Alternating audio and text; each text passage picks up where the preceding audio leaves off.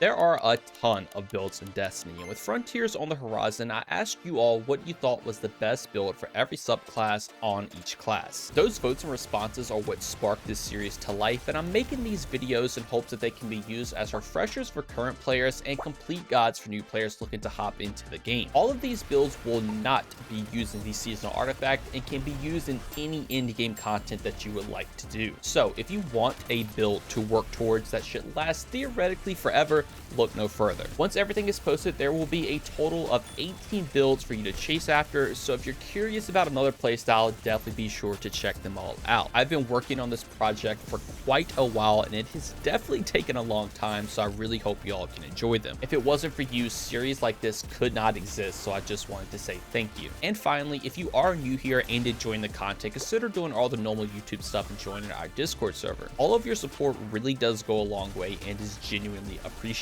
But without further ado, thanks for clicking on the video, and let's jump right into the build. All right, with Arc Warlock done, we now need to move on to the Titan. I think we all know that Arc Titan has went from being probably one of the most underused subclasses in the game to being one of the strongest in-game classes in the whole entirety of Destiny. A lot of that has to do with the bolt chart system that came with episode Heresy. If there was something to get nerfed before Frontiers, I think it is potentially this setup, but with just how strong it is right now, I think even if it does get nerfed, it is still going to be one of the best builds in the game and one you're going to want to have just in case. Just like the Warlock build, this is not me advocating for a nerf. I just want to set expectations if something like this does get nerfed before Frontiers comes out. But as of recording this, everything is still on the table and it is still extremely potent to use. All right, jump right into this. We need to talk about exotic armor. And the beautiful part of this, there really isn't any armor that is a mandatory. So first things first, you can run something like Heart of Endless Light if you want to ability spam more, which is great. You can run something like Cuirass if you want to do more super damage. And this is what I typically run because it kind of synergizes with another part of the build,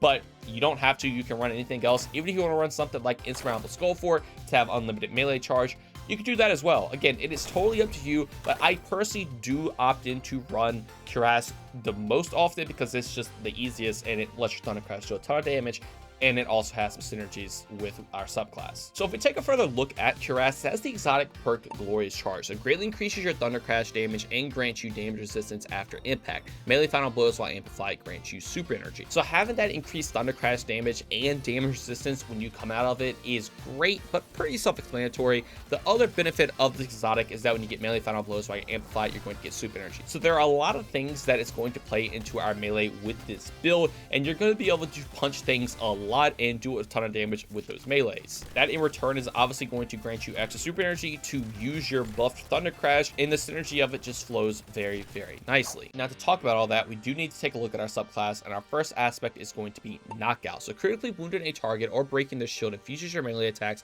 with arc energy and increases your melee range and damage for a short time. Defeating targets with melee attacks makes you amplified and restores a portion of your health. Defeating more powerful combatants increases the amount of health restored. So obviously that does quite a lot, so just know whenever you weaken a target or break the shield, you're going to get more melee range and damage. But honestly, the main benefit of this is that whenever you get a melee kill, you're going to restore health and make you amplified. Amplified now will grant you a 15% damage reduction and make it harder for enemies to shoot you, so pairing that with the health that you do get back from a melee kill, you are very, very tanky and you can just punch things all the time because of the other benefit that this aspect does provide. Now looping that back to Cuirass, so now when you're amplified, you're going to get bonus super energy. Well, now every melee kill you get will make you amplified, so you're always going to be getting this bonus super energy if you are going for melee kills. Knockout is extremely strong, and again, you don't even have to pair this with Cuirass for it to be good. Any exotic will work with this. I just like the synergy that it does provide with Cuirass. Now, our next aspect is the main one, and if you've been playing, I don't think it needs any introduction, but that's Storm's Keep. Cast your class ability to grant a moderate amount of bolt charge stacks to you and nearby allies. While behind your barricade, you and allies gain stacks of bolt charge over time, and your weapons can discharge max stacks of bolt charge. So this aspect alone has pretty much put Arc Titan in S tier when it comes to in-game PvE builds. You can spam your barricade all the time. You're going to be building these bolt charge stacks up, and when you have max stacks, just shooting your weapon can discharge them to cause a ton of damage. These little lightning strikes do about the same damage as an ignition on solar, so you can imagine being able to do this all the time because you're constantly building them up over and over. It's very, very strong. Pretty much in any DPS scenario, you could put down a Storm's Keep barricade, have your whole team stand behind it, and it's going to drastically increase the amount of damage that you do to any boss in the game. Now, Bolt Charge is not only just for damage, because every single time you grant a stack of Bolt Charge, it will grant you melee energy, and obviously that extra melee energy is going to pair very nicely with things like Knockout and even our synergy from Caress. So overall, just being able to put a Storm Keeps down to just do a ton more damage while also passively getting more melee energy is just so ridiculously strong. And again, we will be able to spam our Barricade all the time to get these benefits 24/7. But now, speaking of barricades, let's jump into our abilities. And first off, you want to run Rally Barricade. This is going to allow you to shoot over the barricade. It has a lower cooldown, you get reload speed, range, stability, all this stuff. It makes it very, very good for any boss DPS scenario. That obviously is going to pair disgustingly well with Storm's Keep. Now, next up for our melee is Thunderclap. I like to take this one because you can charge it up, let it do a ton of damage, and again, pair that with Knockout. It guarantees you the amplify, it guarantees you the heal. You're going to be able to get Thunderclap back very quickly because of all the Bolt Charge stacks you're going to be getting, and it is just very, very good. Now, you can run any other melee you would like to, but I think Thunderclap is the best here. But then for the grenade, I do like to take a Flashbang Grenade purely for its utility. This can stun unstoppable champions, and on top of that, it will just blind targets so they can't shoot you. But if you want to take a more damage-based grenade, you can do that as well. But I just like the utility, and it also has a very low cooldown. Then finally, obviously, we're going to be running Thunder Crash, pairing that with Caress.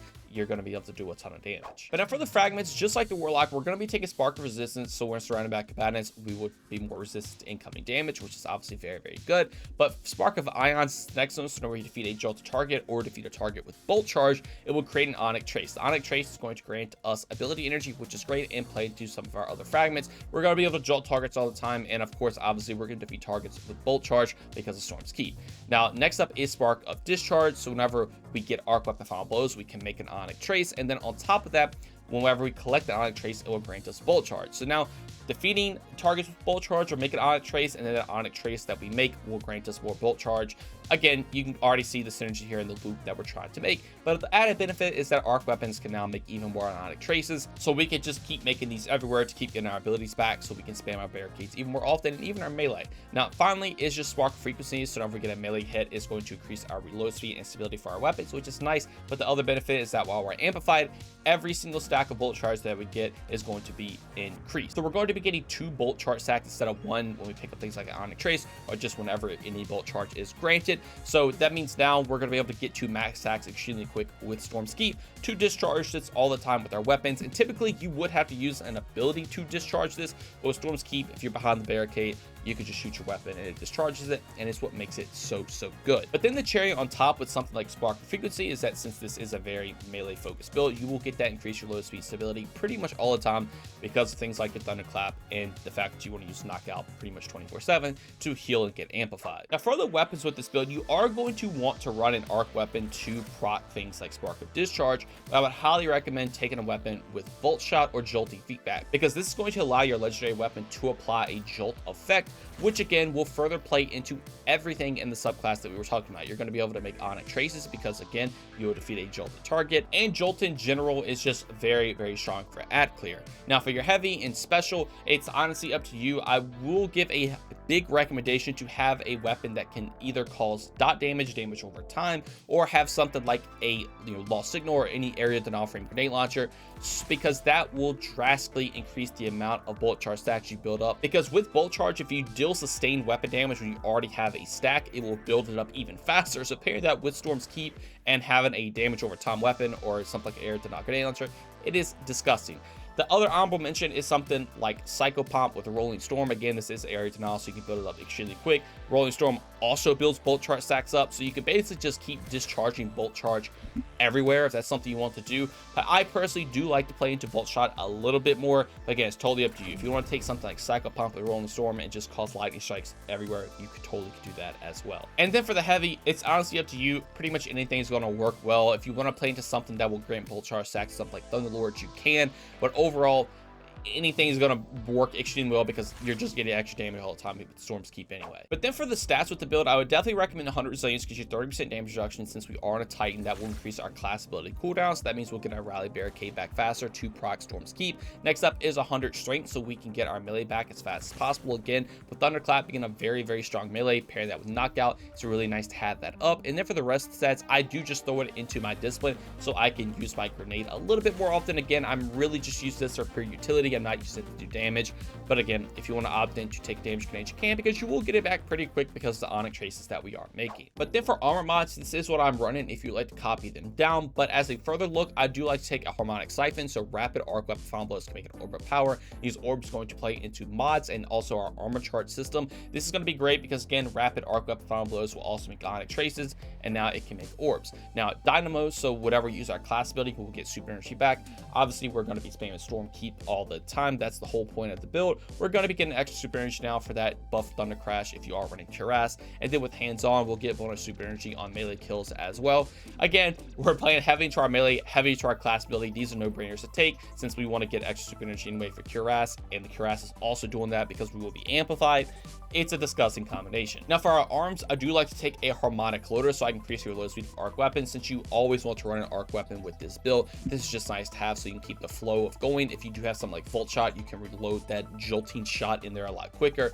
And then impact induction and focusing strike, so whenever we cause damage with a power melee ability, it's going to grant us grenade energy, and it will also grant us class ability energy. Since we're going to be using our melee a ton, we're going to always have these proc as well. And then with knockout, if you do have that proc, this will also technically count as a melee ability, which is great because that will proc these mods that we just talked about. So you're pretty much again going to be able to use these all the time to just constantly grant you increased energy for your other two abilities. Now next up for our chest piece, always go through resistant mods, just swap this out for whatever content that you're going into. But then for the boots, I do take triple arc weapon surge because this whole build is about doing as much DPS as possible, but obviously you can swap the element out for whatever heavy weapon that you are running. But running an arc power will obviously pair very well with our arc energy weapon, because we'll just get more damage for our volt shot weapon or anything that you choose to run, something like cycle pump. Now if you don't want to run weapon surges, you could totally swap these out as well. Recuperation is obviously always good, absolutely should get more energy for everything. Invigoration if you want to get more melee energy. All of those will work extremely well, but I just like to take these because we can do a ton of damage, and your survivability is already pretty high because of things like knockout and amplify, giving that 15% damage reduction. And then finally for the class item, I do take an outreach, so whenever we use our class ability, we'll get melee cooldown. Since our class ability is granted us bolt charge stacks, that inherently is giving us melee cooldown, but now we'll get even more with this armor mod. And then powerful attraction, so whenever we use our class ability, we'll pick up orbs around us. This is great because you're always using your class ability to start a DPS phase. That'll pick all the orbs up to grant your weapon surges. And then on the topic of the weapon surge, time dilation, so this will increase the duration of those weapon surges so we can just do a ton of damage. And then finally, I want to talk about the artifact like I do at the end of all these videos in this series. Yes, you do not have to run a single artifact perk for this build to work. It will do extremely well. I would recommend taking some champion based mods, because the only thing you're really going to have is going to be overload with your jolt, and then also blind with unstoppable. So you would want to take something like a barrier mod here. But when it comes to other mods, for specifically this season, overclock and load, dielectric, flashover, all these will buff this build extremely well. You don't need them at all, but there's absolutely nothing wrong with running the artifact perk. So whenever we get the new artifact in Frontiers, if there's anything to do with arc or bolt charge or jolt in general, definitely be sure to click on those because it will amplify this build even more. And then for the final part of the build, this is the transmog I'm running. Obviously this has a very similar look to my warlock one. The hunter will also be the exact same as well. Going for a very dark blue arc theme look. There is some lightning pulsating through. The class item looks absolutely sick, and with all the glows, I think it turned out looking pretty cool. And the main thing I really like is this ornament right here, because you get a giant blade on your arm, and when you're charging the knockout up, you basically go for it. It's like you stick the blade into whatever enemy you punch. I think it looks really, really cool, especially in game. But again, if you want to make your Titan look like this, definitely be sure to copy it down. But that is going to do it all for the Arc Titan. Again, if anything with this build does get changed, I still think this is going to be the best setup for Arc that you can run. Having an Arc Titan in any DPS scenario has pretty much just became a staple at this point, because having the extra bolt charge damage is nothing to be slept on. It's also extremely easy to use, and with Rally Barricade provided the range, reload speed, stability, everything of the sort, it's made almost every DPS scenario a breeze. But as always, if you were a veteran player and watched this all the way through, I truly appreciate it and hope you learned at least one thing new. And if you're returning or a new player, I wish you all the best of luck putting this build together for yourself. But anyway, that is going to do it all from me. I want to thank you all so much for watching, and I hope you all have a great day.